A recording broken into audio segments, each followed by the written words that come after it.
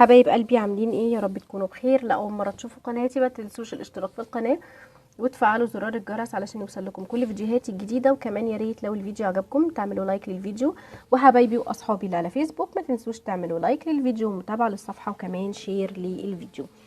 النهارده هنعمل مع بعض قراءه، هندخل جوه عقل حبيبك الباطن ونشوف ناويلك على ايه اللي هو ناوي عليه، ايه اللي هو شايفه، يعني شايفك ازاي.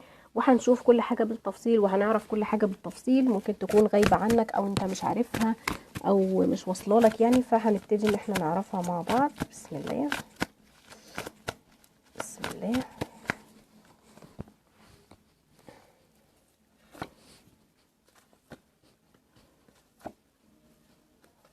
طيب هنشوف كده طاقتك وطاقته والدنيا فيها ايه ما بينك وما بينه. ماشي. طيب شايفة ان الشخص دوت انت قدمت له كتير جدا وما خدتش منه حاجة، تمام؟ فشايفة ان هو عنده نوايا ان هو يقدم لك اللي ما قدموش قبل كده، عنده نوايا قوية جدا للتغيير، عايز يتغير بصورة كبيرة جدا، عايز يبتدي معاك بداية جديدة، عايز يبتدي معاك من اول وجديد او يجدد العلاقة اللي ما بينك وما بينه. شايفة ان هو عايز يحسن من نفسه، عايز يعاملك باسلوب افضل، عايز يقف جنبك. شايفة ان طاقته فيها عطاء، فيها حب، فيها مشاعر، فيها بداية جديدة، فيها ندم على اللي فات. يعني شايفة ان هو عايز يغير من العلاقة بتاعتكم دي كليا ويعني يتعامل بطريقة جديدة خالص. شايفة ان الشخص ده كان ضعيف شوية، كان دايما محتاج القوة وكان بيستمد قوته دي منك، كان بيستمد منك القوة والسعادة وكان بيستمد منك كل حاجة حلوة في حياته. شايفة كمان ان هو عايز يقوى على الظروف، عايز يقوى على الظروف وعايز يقف يعني قدام كل الظروف اللي ما بينك وما بينه، حتى لو في طرف تالت عايز يقوى على الطرف التالت، تمام؟ الشخص ده بتيجي عليه اوقات بيحس ان هو بيأذي نفسه، يعني قبل ما بيأذيك بيأذي نفسه، تمام؟ لان هو ممكن يكون بيتسبب لك في اذية، بس برضه بيأذي نفسه بسبب الاذية اللي هو بيأذيها لك، تمام؟ زي ما قلت لك الشخص ده بيستمد منك القوة، بيستمد منك الشجاعة، لان انت بتساعده على تحقيق امنيات مهمة جدا في حياته. انت ممكن تكون دعمته ماديا او معنويا، وقفت جنبه كتير جدا، تمام؟ شايفاه عايز يكون معاك، نفسه يعمل لك اللي يبسطك، زي ما قلت لك عايز يقدم لك اللي ما قدموش ويوري لك اللي عمرك ما شفته معاه، عايز يبسطك، عايز يفتح لك ابواب جديده. شايفه كمان ان الشخص ده هيتفتح له هو كمان ابواب جديده، ممكن ابواب شغل او فلوس، يعني حتى كمان قلبك، يعني شايفه ان قلبك في يعني هيتفتح له كده من اول وجديد. وشايفه ان في تغيير قوي جدا في القراءه دي، تمام؟ في ابواب جديده هتتفتح كتير جدا في العلاقه دي. شايفه ان انت متعلق بالشخص ده، لكن بينك وبين نفسك بتكذب على نفسك. يعني ممكن تبقى قاعد كده بينك وبين نفسك تقول لا انا ما بحبوش، انا مش عايزه، الشخص ده ما فيش اي مشاعر من ناحيتي ليه، او كرهته، او خلاص ما بقتش طايقه ابص في وشه، تمام؟ لكن انت بتحبه، تمام؟ شايفه ان انت عندك شكوك فيه وفي مشاعره. يعني زي ما قلت لك اوقات تصحى تقول انا بحبه وبموت فيه، واوقات انا مش طايقه ومش عايز ابص في وشه، تمام؟ لكن في نفس الوقت برضو انت حاسس ان هو حاجة مهمة جدا وجزء مهم جدا من حياتك وبيكملك في حاجات كتيرة جدا. ويعني هو يعني نصك التاني كده زي ما بيقولوا، او شخص هو بيكملك في كل حاجة في حياتك، او هو الحافز بالنسبة لك، تمام؟ انتوا مرتبطين ببعض جدا بصورة كبيرة جدا، وكمان انت متمسك بيه بصورة كبيرة جدا. عندك أمنية نفسك ان هو يقرب منك، يعترف لك بمشاعره ويقول كل اللي في قلبه ويقول كل اللي جواه ويقول كل اللي مخبيه، لان ممكن الشخص ده يكون غامض معاك شوية، ما بيقولش كل اللي جواه، ما بيقولش كل مشاعره. يعني يا غامض يا بيدعي الغموض، تمام؟ بس انا شايفه ان هو ممكن يكون بيدعي الغموض شويه، لان دي مش شخصيته، تمام؟ فممكن يكون الفتره دي بيدعي الغموض شويه ومش بيبين لك كل المشاعر اللي جواه وكل الاحاسيس اللي جواه، تمام؟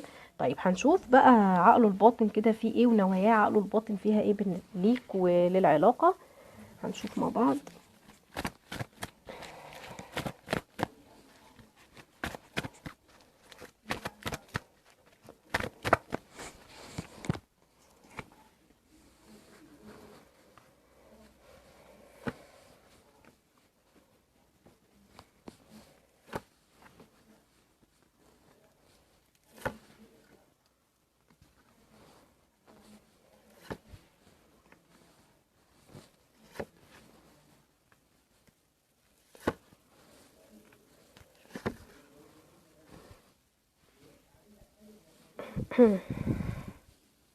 شايفة ان الشخص ده مش عايز يستقر غير معاك، تمام. بيفكر فيك بصورة كبيرة جدا، وتفكيره طول الوقت ان هو يكون معاك وان هو يحط ايده في ايدك، وتكملوا الطريق مع بعض وتوصلوا لهدف معين او توصلوا للاستقرار في العلاقة دي، تمام.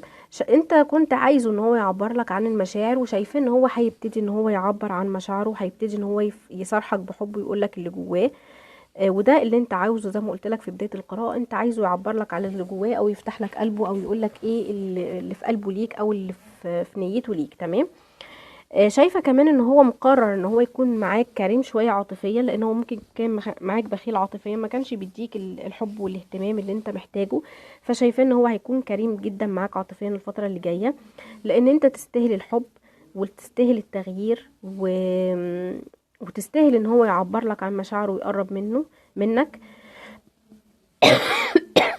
لان هو عارف انكم مهما بعدتوا عن بعض او مهما اتخاصمتوا هترجعوا تاني لبعض، ومهما الظروف قست عليكم انتوا اقوى منها، وهتقدروا تقفوا قدام الظروف دي، تمام.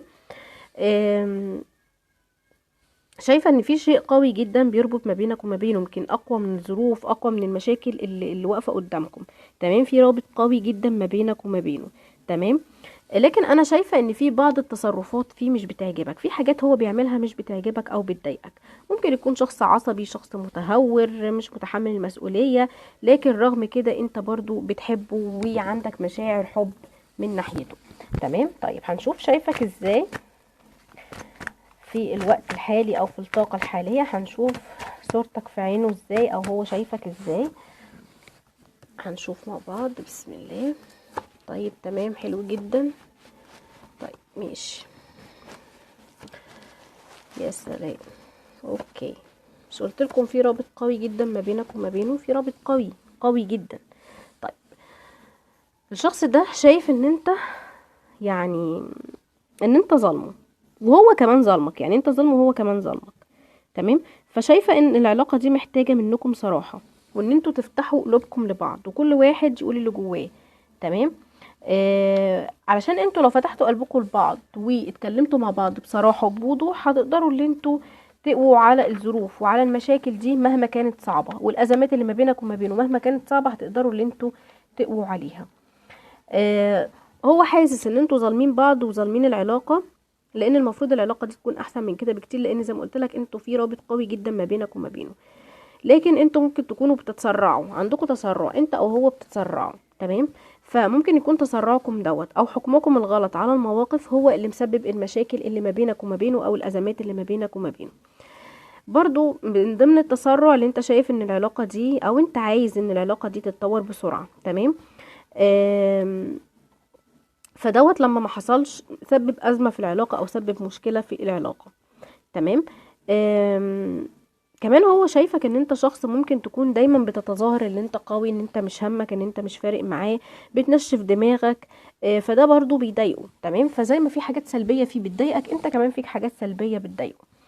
فهو شايف ان الجرح منكم انتوا الاتنين والوجع منكم انتوا الاتنين، تمام. فهو لو غلط في حقك انت كمان غلطت في حقه، هو لو جه عليك انت كمان جيت عليه، تمام. حتى لو انت حسيت ان هو غامض فهو برضو شايف ان انت غامض، تمام. فزي ما قلت لك العلاقة دي محتاجة ان انتوا تفتحوا قلوبكم لبعض وتتكلموا، كل واحد يقول اللي جواه. لان انت ممكن تكون بتفتح قلبك للي حواليك اكتر منه، يعني انت ممكن تكون بتفتح قلبك لاصدقائك، لمعارفك، لاهلك، لاخواتك، لقرايبك اكتر منه، تمام. فحاول ان انت تفتح له قلبك زي ما بتفتح قلبك للاخرين، تمام.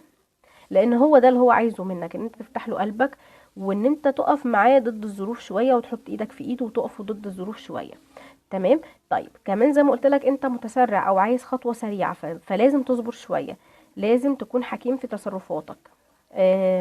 في اشياء كمان انت لازم تتنازل عنها وهو كمان، يعني كل واحد لازم يقدم بعض التنازلات، كل واحد لازم يضحي، هو لازم يضحي وانت كمان لازم تضحي علشان العلاقة دي تستمر وتستقر. العلاقة دي محتاجة وقت ومحتاجة تضحيات، تمام.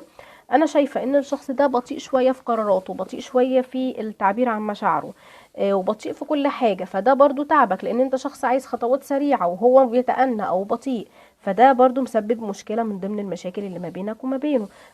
فهو برضو لازم يطور من نفسه، ولازم ياخد خطوة، ولازم يكون سريع اكتر، ولازم ان هو يعني يكون رد فعله اسرع من كده علشان انت ما تتضايقش وعشان ما يسببش دروب في العلاقه او يسبب مشكله في العلاقه. تمام. فانتوا الاثنين لازم كل واحد يعني انا شايفه ان انت فيك سلبيات وهو في سلبيات، وسلبياتك وسلبياته هي دي اللي مسببه المشاكل اللي في العلاقه. فلازم كل واحد يحاول ان هو يصلح من الشخص التاني او يغير من سلبياته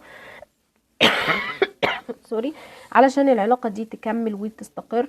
لان انا شايفة ان العلاقة حلوة وفيها امل وفيها حب وفيها مشاعر، لكن بس محتاجة بعض التعديلات منك ومنه وبعض التنازلات وبعض التضحيات، وكل واحد يجي على نفسه شوية وتحطوا ايديكم في ايدين بعض عشان تقدروا توصلوا للاستقرار والاستمرار في العلاقة دي. تمام. طيب حبايب قلبي، دي كانت قراءتنا النهاردة، اتمنى انها تكون عجبتكم. يا ريت لو الفيديو عجبكم ما تنسونيش في لايك وشير وكومنت حلو، وباي باي.